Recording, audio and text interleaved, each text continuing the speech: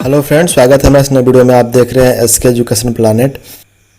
ये नए वीडियो में हम देखेंगे कि आईपी एड्रेस होता क्या है। यानी जो भी हम आईपी एड्रेस के बारे में सुनते हैं कि आईपी एड्रेस होता है, आईपी एड्रेस होता है, तो आज हम समझेंगे कि आईपी एड्रेस होता क्या है और इसका काम क्या है। ठीक है, तो इस वीडियो में आगे बढ़ने से पहले जो हमारे चैनल पर नए हैं, हमारे चैनल को सब्सक्राइब कर दें, बगल में बेल आइकन को दबा दें ताकि आपको अपडेट इसका मिलता रहे वीडियो का। तो चलिए आप वीडियो में आगे बढ़ते हैं और समझते हैं कि आईपी एड्रेस होता क्या है। तो देखिए यहाँ पे है व्हाट इज आईपी एड्रेस। देखिए यहाँ पे डिफिनेशन है इसका, an internet protocol address. IP address is a numerical level assigned to each device connected to internet that uses the internet protocol for communication. ठीक है, देखिए आईपी एड्रेस का full form क्या होता है, इंटरनेट प्रोटोकॉल एड्रेस। ठीक है, ये क्या होता है, न्यूमेरिकल लेवल का नंबर होता है जो क्या होता है, असाइन किया जाता है हर एक डिवाइस को इंटरनेट से कनेक्ट होने के लिए। और क्या यूज़ करता है, इंटरनेट प्रोटोकॉल। प्रोटोकॉल का मतलब है सेट ऑफ रूल्स, और किसका, तो इंटरनेट का। यानी इंटरनेट के जो भी रूल्स हैं उसको फॉलो करके क्या करता है, डिवाइस को आपस में कम्युनिकेट करता है किसकी मदद से, आईपी एड्रेस की मदद से। ठीक है, अब देखिए इसका एक और भी काम है। देखिए an IP address serves two main functions. IP address का दो मेन और काम होता है। क्या होता है, होस्ट और नेटवर्क इंटरफेस आइडेंटिफिकेशन। यानी कि ये कह रहा है कि होस्ट और नेटवर्क का जो इंटरफेस है वो आइडेंटिटी करता है कि हमें कैसे कनेक्ट होना है होस्ट और नेटवर्क। नेटवर्क बोले तो नेटवर्क बोल लीजिए या इंटरनेट बोल लीजिए। ठीक है, होस्ट और नेटवर्क कैसे आपस में कनेक्ट होंगे उसकी आइडेंटिफाई करना, और किस लोकेशन से हमें इंटरनेट को एक्सेस कर रहे हैं उस लोकेशन को एड्रेस करने के लिए हेल्प आता है क्या चीज़, आईपी एड्रेस। ठीक है, और देखिए आईपी एड्रेस मिलता कैसे है, तो हर एक डिवाइस का मैक एड्रेस होता है। तो मैक एड्रेस के अकॉर्डिंग जो भी आपका इंटरनेट सर्विस प्रोवाइडर होगा वो आपको क्या करता है, एक आईपी प्रोवाइड करता है जिसके थ्रू हम इंटरनेट से कनेक्ट होते हैं। देखिएगा, जिस डिवाइस का मैक एड्रेस नहीं होगा वो डिवाइस इंटरनेट से कनेक्ट नहीं हो सकता है, क्योंकि उसके पास कंडीशन क्या होता है कि जिसके पास मैक एड्रेस नहीं होगा उसको आईपी एड्रेस असाइन नहीं हो पाएगा। ठीक है, तो आगे बढ़ते हैं। देखिए आईपी एड्रेस कितने तरह का होता है, तो आईपी एड्रेस बेसिकली दो तरह का होता है, पब्लिक आईपी एड्रेस और प्राइवेट आईपी एड्रेस, जिसको हम एक्सटर्नल और इंटरनल बोल सकते हैं। ठीक है, इसमें भी दो तरह के होते हैं, स्टैटिक और डायनेमिक। इसमें भी दो तरह के होते हैं, स्टैटिक और डायनेमिक।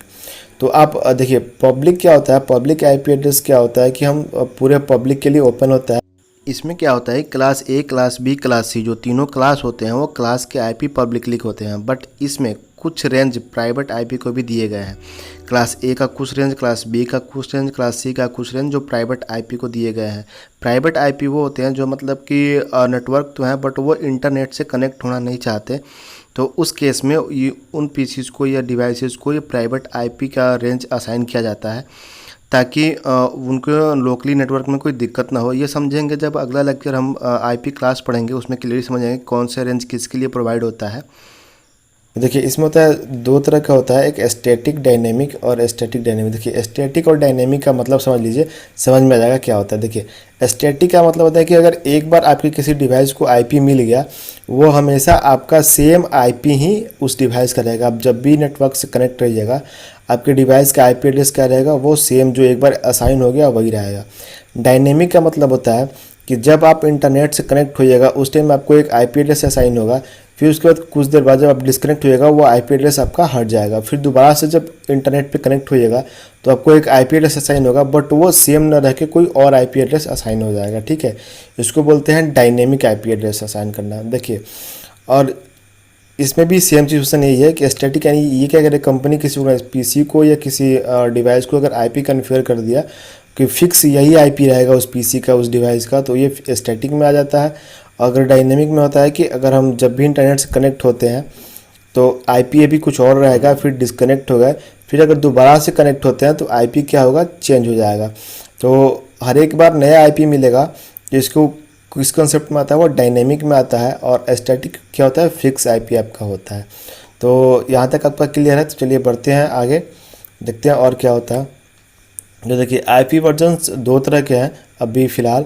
आईपी वर्जन 4 हम यूज़ करते हैं और एक नया इम्प्लीमेंट हुआ है आईपी वर्जन 6। ठीक है, तो आईपी वर्जन 4 में क्या होता है, 32 बिट एड्रेस होता है। आईपी एड्रेस का 32 बिट का एड्रेस होता है। और आईपी वर्जन 6 में क्या होता है कि 128 बिट का एड्रेस होता है। ठीक है, देखिए इसका एग्जांपल में हम ऐसे न्यूमेरिक फॉर्म में देते हैं आईपी एड्रेस आईपी वर्जन 4 का। अ, एक आपका चार ये रहेगा, आपका बॉक्स रहेगा इसमें, मतलब डॉट डॉट करके डिनोट करते हैं 4 कोऑर्डिनेट में, और एक कोऑर्डिनेट का वैल्यू 0 to 255 तक जा सकता है, यानी 0 to 255, आप कह सकेंगे 0 to 255 तक जा सकता है। तो इसको हम डिनोट कैसे करते हैं, जैसे एक कोऑर्डिनेट का आईपी होगा, फिर डॉट लगा देंगे, फिर एक कोऑर्डिनेट का हो गया, फिर डॉट लगा देंगे, फिर एक कोऑर्डिनेट का हो गया, डॉट लगा देंगे, फिर एक का होगा डॉट, ऐसे लिखते हैं आईपी वर्जन 4। पर आईपी वर्जन 6 क्या होता है, ये अल्फ़ा न्यूमेरिक होता है, मतलब इसमें आपका ABCD का भी अक्षर आएगा, यानी हेक्साडेसिमल जो आप पढ़े होंगे वो होता है। तो इसमें अल्फ़ा न्यूमेरिक इसको बोल सकते हैं। इसमें क्या होता है कि जो भी हम इसमें डिनोट करेंगे आईपी को, इसमें कॉलन का सिंबल लगा के करेंगे, ठीक है।